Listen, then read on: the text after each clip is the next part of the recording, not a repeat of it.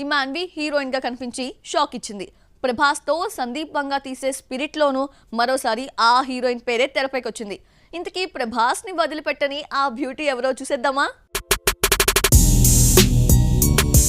ప్రభాస్ అనే కాదు, తెలుగులో ఏ కొత్త సినిమా అనౌన్స్ చేసినా మృణాల్ ఠాకూర్ పేరే ముందుగా వినిపిస్తోంది.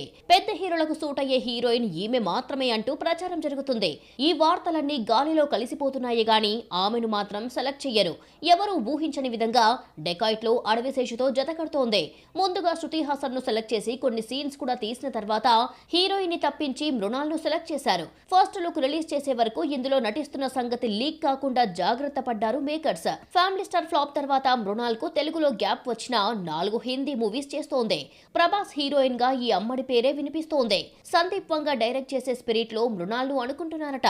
ఆల్రెడీ సంప్రదింపులు జరిపారు అన్న వార్త బేటౌన్ లో చక్కర్లు కొడుతోంది. సందీప్ వంగా చేతిలో పడితే మృణాల్ బోల్డ్ అవతార్ ఎత్తాల్సిందే. సందీప్ సినిమా అంటే లిప్ కిస్సులు, ఇంటిమెసీ సీన్స్ కు కొదవ ఉండదు. ఇవి లేకుండా సందీప్ డైరెక్ట్ చేయలేడు.